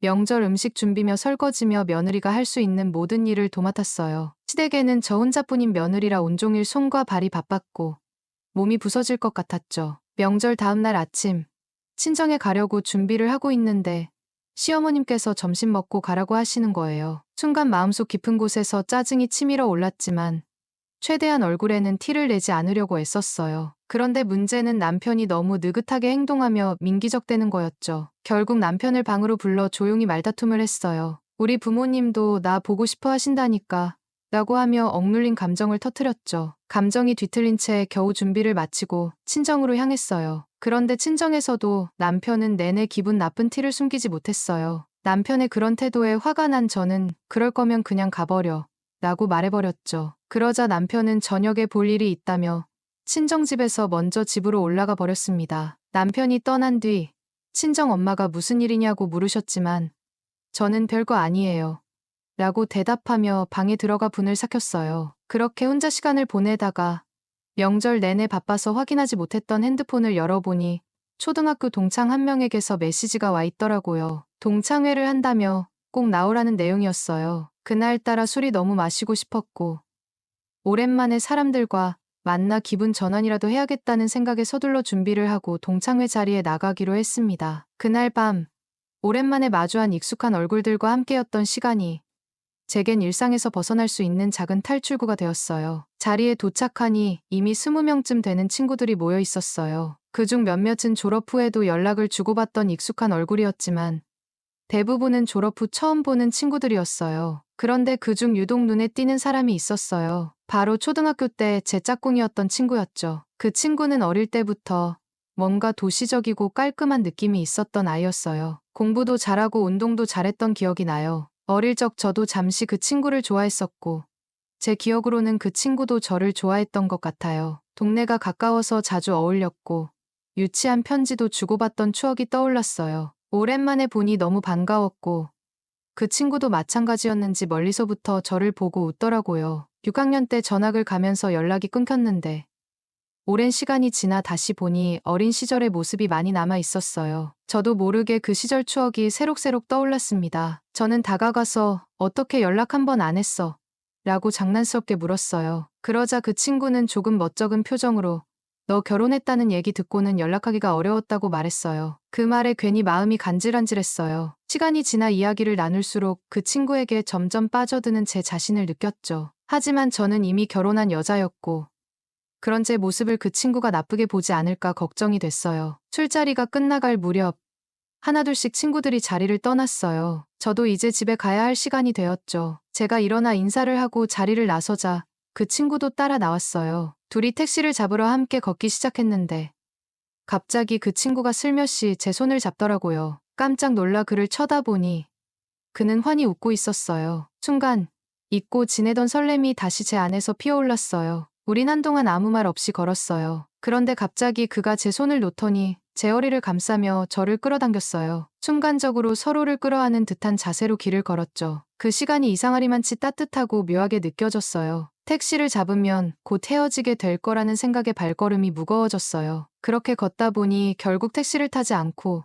집까지 걸어서 함께 갔습니다. 그 밤, 짧은 거리였지만 오래도록 기억에 남을 설렘과 아쉬움이 가득했던 길이었어요. 현관 앞에서 그가 저를 조용히 바라보더니 갑작스럽게 제 입술에 가볍게 키스를 했어요. 순간적으로 놀랐지만 그 키스에 담긴 감정이 너무도 진하게 느껴졌습니다. 그러더니 부끄러운 표정으로 우리 집으로 가자라고 제안하더군요. 저는 마지못해 따라가는 척하면서도 내심 떨리는 마음을 숨길 수 없었어요. 그의 집에 도착하자 우리는 서로를 가감없이 받아들이며 뜨거운 사랑을 나눴습니다. 그 순간은 정말 잊지 못할 만큼 강렬했어요. 남편과는 비교도 되지 않을 정도로 그는 제 모든 욕구를 만족시켜 주었고 그의 손길과 움직임에 제 몸이 녹아내리는 듯한 황홀함을 느꼈습니다. 그의 리드에 정신없이 빠져들던 중 저도 모르게 온몸이 쏟아지는 감정에 휩싸여 오 선생이 찾아왔어요. 참을 수 없는 소리가 제 입에서 새어나왔고 그렇게 격렬하면서도 황홀한 시간이 끝났습니다. 그 순간만큼은 세상 모든 근심과 걱정이 사라지고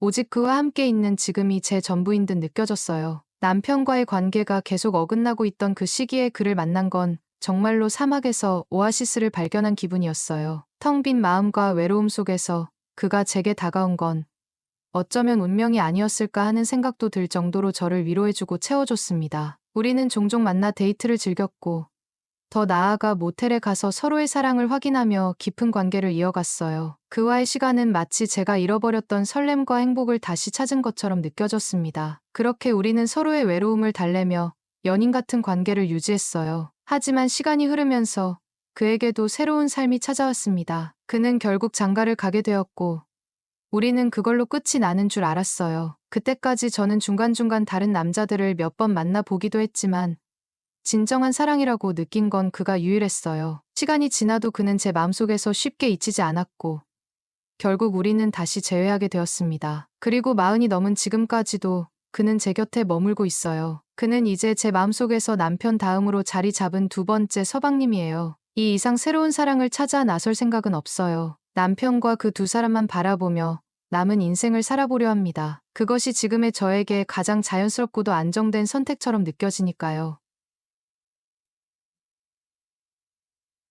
저는 그날 인생에서 처음으로 여자로서의 새로운 감각을 느꼈습니다. 남편과의 결혼 생활 속에서는 한 번도 깨달아보지 못했던 감정이 제 안에서 깨어나는 걸 느끼며 이런 감정을 경험한다는 것이 신기하면서도 어색했어요. 마치 다시 태어난 기분이 들었다고 해야 할까. 사위와 단둘이 있을 때는 제 이름을 불러달라고 했습니다. 평소엔 장모님이라고 부르지만 이름을 들으면 여자가 된 것 같은 기분이 들어서였죠. 얼른 와서 식사하라고 저는 늘 기분 좋은 목소리로 사위를 부릅니다. 그런 제 목소리가 집안에 울려 퍼지면 마치 제 마음속에 작은 설렘이 전달되는 것만 같아 기분이 좋아지곤 합니다. 나이가 들면서 얼굴에는 주름이 늘고 피부는 처져갔지만 여전히 제 자신을 여자로서 가꿔보고 싶다는 마음이 남아 있었습니다. 누가 보면 주책이라고 할 수도 있겠지만 저는 그저 제 자신을 조금 더 예쁘게 보이고 싶을 뿐이었어요. 어쩌면 이런 작은 노력들이 저를 살아있게 만드는 것 같기도 했습니다. 저는 이제 60이 넘은 나이입니다. 대학 교수로 강단에 서온 시간이 어느덧 30년이 넘었고 이제는 은퇴를 준비해야 할 때가 다가왔습니다. 딸 하나를 둔 엄마로서 또 오래된 교수로서 나름의 인생을 잘 살아왔다고 생각해요. 딸은 현재 박사 과정을 밟기 위해 외국에 나가 있습니다. 그래서 지금은 딸 대신 사위와 함께 지내고 있죠. 남편이 하늘나라로 떠난 지 5년이 넘었습니다. 사실 남편은 워낙 체력이 약한 사람이었어요. 결혼 생활 내내 남편이 밤에 제 방으로 찾아오는 일은 1년에 몇 번이나 있었을까 싶습니다. 저 또한 남편을 상대로 특별한 욕구가 생기지 않았기에 그 부분에 대해 불만은 없었습니다. 우리는 각방을 쓰며 살아왔고 남편이 떠나기 전 10년 동안은 남편이 제 방에 오지도 않았어요. 하지만 그런 생활이 저에게는 그저 평범한 일상처럼 느껴졌습니다. 다들 그렇게 사는 줄 알았으니까요. 반면에 사위는 전혀 다른 사람이었습니다. 사위는 훤칠한 외모에 단정하고 매력적인 사람입니다. 키가 크고 근육질의 몸을 가지고 있어서 운동을 꽤 열심히 하는구나 싶었는데 동시에 공부도 얼마나 잘하는지 1년에 논문을 몇 개씩 쓰더라고요. 그렇게 바쁜 와중에 운동할 시간은 어떻게 내는지 신기할 정도였습니다. 사위를 처음 본 건 그가 어린 시절이었습니다. 사위는 저희 학교 동료 교수이자 친구의 아들이었거든요. 그래서 딸과 사위는 어릴 적부터 종종 마주칠 기회가 있었고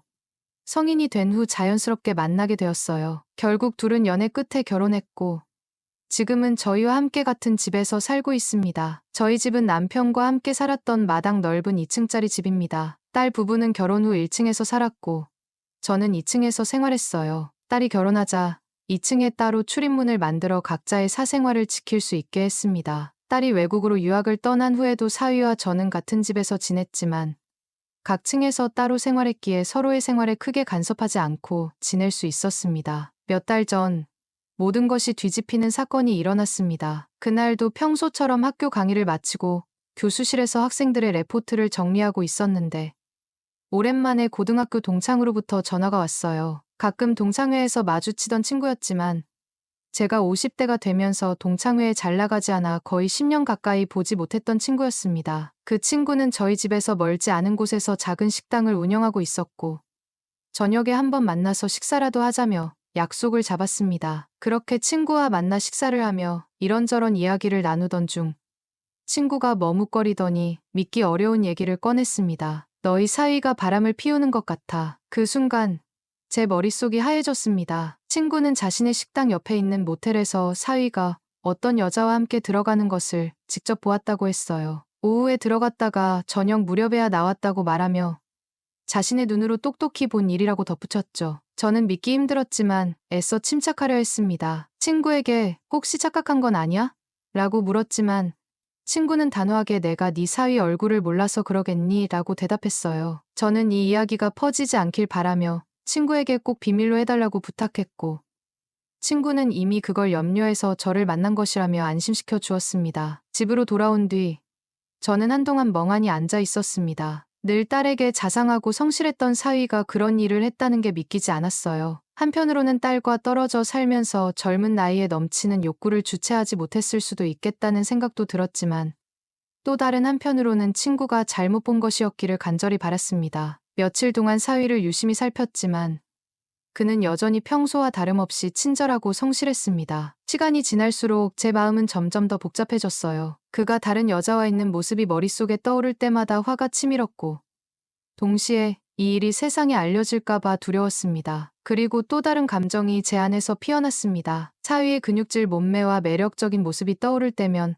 얼굴이 뜨거워졌어요. 결국 저는 다시 친구의 식당을 찾았습니다. 친구는 여전히 자신이 본 것이 확실하다고 했고 심지어 그 모텔 주인과 친하게 지낸다며 그 주인에게 도움을 청해보자고 제안했습니다. 저는 사정을 설명하며 모텔 주인에게 협조를 요청했고 주인은 CCTV를 확인해보겠다고 약속했습니다. 일주일 뒤 모텔 주인으로부터 전화가 왔습니다. 저는 심장이 두근거리는 가운데 모텔로 달려갔고 CCTV 영상에서 사위가 중년의 여성과 함께 모텔에 출입하는 모습을 직접 확인했습니다. 그 순간 제 손발은 떨리고 머릿속이 아수라장이 되었습니다. 사위가 불륜을 저지른다는 충격적인 사실 앞에서 저는 이제 이 일을 어떻게 해야 할지 알 수가 없었습니다. 그날 저녁, 저는 저녁 식사 자리에서 마주 앉은 사위를 물끄러미 바라보았습니다. 영화배우처럼 잘생긴 외모, 단정한 옷차림, 그리고 늘 진중한 태도를 가진 사위의 모습이 새삼 낯설게 느껴졌어요. 사위는 제 시선을 느꼈는지 약간 어색한 미소를 지으며 고개를 숙이기도 했지만 저는 눈을 떼지 않았습니다. 결국 저는 더 이상 참을 수 없어서 단도직입적으로 물었습니다. 혹시 자네 제 이 모텔에 간 적 있나? 제 질문에 사위는 깜짝 놀란 표정을 지으며 한동안 대답을 하지 못했습니다. 그 침묵 속에서 저는 일부러 부드러운 목소리로 말을 이었습니다. 괜찮으니까 나한테만 말해봐. 아무 일도 아니라고 생각하고 솔직히 이야기하자고. 제 말에 사위는 한참을 망설이다가 고개를 천천히 끄덕였습니다. 그 순간 제 안에서 치솟는 배신감과 분노를 애써 삼키며 최대한 침착하게 다음 말을 이어갔습니다. 자네와 함께 그 모텔에 들어간 여자는 나이가 좀 있어 보이던데 맞나? 사위는 고개를 푹 숙이며 아무 말도 하지 않았습니다. 저는 그에게 시간을 줘야겠다고 생각하고 잠시 기다렸습니다. 몇 분의 침묵이 지나간 뒤 사위는 고개를 들더니 마침내 입을 열었습니다. 사실은 어렸을 때부터 제 나이보다 훨씬 많은 여성에게 끌리는 경향이 있었어요. 엄마와 같은 또래의 여자분들이요. 특히 자기 엄마의 친구들 중에서도 라며 말끝을 흐렸습니다. 사위는 잠시 말을 멈추더니 저를 똑바로 쳐다보며 이어갔습니다. 가장 아름다웠던 분이 장모님이었어요. 그 순간 저는 말문이 막혔습니다. 제 심장은 미친 듯이 뛰었고 온몸이 얼어붙는 듯한 기분이었어요. 하지만 사위는 더 놀라운 말을 꺼냈습니다. 그런 감정이 있었기 때문에 어쩌면 제가 딸과 결혼하게 된 것 같아요. 그리고 최근에는 장모님과 닮은 중년의 여성을 만났습니다. 그래서 그분과 모텔을 드나들었던 겁니다. 그의 고백은 충격적이었습니다. 머릿속이 어지러워지며 감정이 한꺼번에 밀려왔습니다. 배신감, 혼란, 그리고 설명할 수 없는 복잡한 감정들이 뒤섞여 저를 휘감았습니다. 그저 이 상황을 어떻게 받아들여야 할지 모르겠더군요. 저는 사위에게 조용히 사과의 말을 건넸습니다. 그 순간 저도 모르게 입에서 미안하다는 말이 흘러나왔어요. 자네가 그렇게 힘들었을 줄은 몰랐네. 혈기왕성한 시기에 그런 마음이 들 수도 있겠지. 난 자네를 이해할 수 있어. 그렇게 말하며 제 마음의 혼란을 감추려 애썼습니다. 그런데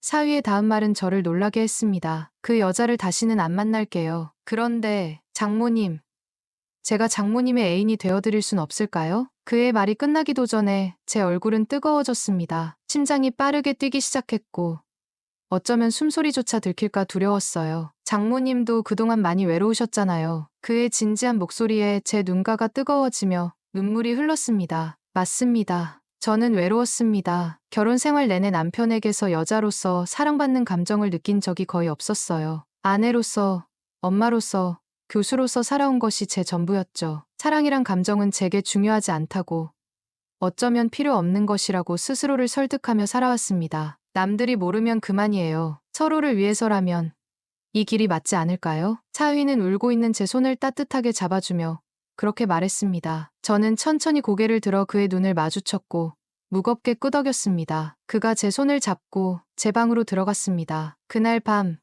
우리는 사랑을 나누었습니다. 새벽이 되어서야 그는 저를 놓아주었어요. 숨을 고르며 저는 조심스럽게 말했습니다. 앞으로 그 여자를 만나지 말아야 해. 사위는 당연하다는 듯 고개를 끄덕이며 저를 바라보았습니다. 아내가 돌아올 때까지 우리가 이렇게 지내면 되는 거예요. 서로에게 의지가 되어줄 수 있잖아요. 그의 말에 저도 고개를 끄덕였습니다. 내가 너무 늙어서 미안하네. 제가 속삭이듯 말하자 그는 웃으며 대답했습니다. 장모님은 제 환상 속의 여인이에요. 저에게는 너무나 소중한 분이십니다. 그의 말에 저는 순간적으로 부끄러움과 함께 묘한 기쁨이 느껴졌습니다. 그날 밤 저는 처음으로 여자로서의 감각을 느꼈습니다. 남편과의 시간에서는 한 번도 경험하지 못했던 감각과 감정이 제 안에서 깨어난 것입니다. 그것은 신기하고도 낯선 경험이었어요. 이후로 우리는 비밀스럽게 서로의 존재를 의지하며 지냈습니다. 사위는 제게 엄마라고 부르겠다고 고집했고 저에게도 그의 이름 대신 아들이라고 부르기를 원했습니다. 그가 왜 그런 요구를 했는지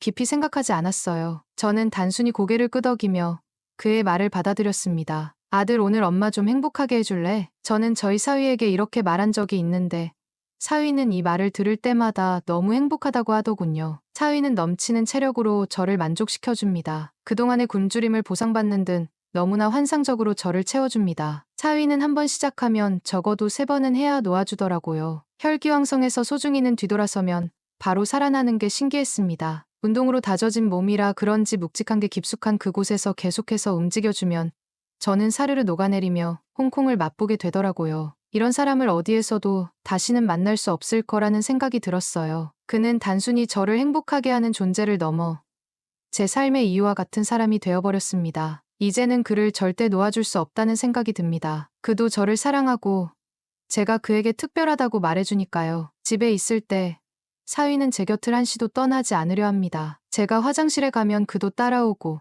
샤워를 할 때면 욕실 문 앞에서 저를 지켜줍니다. 심지어 제가 볼일을 볼 때도 옆에 있겠다고 하더군요. 처음엔 그 모든 상황이 너무 낯설고 부끄러웠습니다. 하지만 시간이 지나면서 차츰 익숙해지기 시작했어요. 그 부끄러움은 어느새 묘한 설렘으로 변하기도 했습니다. 마치 젊은 연인처럼 저희는 서로를 향한 애정을 숨기지 않았고 그가 원하는 모든 것을 들어주며 지내왔습니다. 사위는 제가 부끄러워하면서도 그의 요구를 받아들이는 모습이 너무 사랑스럽다고 말합니다. 그런 그의 말에 제 얼굴이 붉어지곤 했지요. 가끔은 이런 상황이 너무 낯설게 느껴지기도 합니다. 내가 다 늙어서 이런 짓을 하다니 하는 생각이 들 때도 있지만 그런 자책은 애써 머릿속 한구석으로 밀어넣으려 합니다. 이 순간만큼은 제게 주어진 행복을 놓치고 싶지 않으니까요. 한 번은 사위에게 딸이 돌아오면 어떻게 할 것이냐고 조심스럽게 물어본 적이 있습니다. 그 질문을 꺼낼 때 제 손은 떨리고 있었고 혹시라도 그의 입에서 저와의 관계를 끝내겠다는 말이 나올까봐 마음이 무거웠습니다. 하지만 그의 대답은 제 예상을 완전히 뒤집었습니다. 우리는 이대로 계속가면 돼요. 평생 이 관계를 유지해요. 아무도 모를 거예요. 그의 말에 저는 숨겨왔던 긴장이 한순간에 풀리며 행복감을 느꼈습니다. 하지만 동시에 딸에 대한 미안함이 제 가슴 깊숙이 밀려들었습니다. 딸에게 이런 식으로 상처를 줄 수도 있다는 생각이 저를 괴롭혔습니다. 그러나 또 다른 한편으로는 스스로를 합리화했습니다. 사위가 다른 여자와 바람을 피우며 딸의 가정을 파탄내는 것을 제가 막아냈다고 말이죠. 물론 이 비밀을 누군가 알게 된다면 저와 사위는 사람들로부터 비난받고 사회적으로 매장당할 것이 분명합니다. 하지만 그 모든 걸 알면서도 멈출 수 없을 것 같습니다. 사위도 그렇고 저 역시 그렇습니다. 우리는 서로를 떠날 수 없는 관계가 되어버렸으니까요. 지금까지 제 이야기를 들어주셔서 감사합니다. 이 모든 감정과 상황을 고백하며 제 마음속 깊은 곳에 묻어둔 무거운 짐이 조금은 가벼워진 것 같습니다.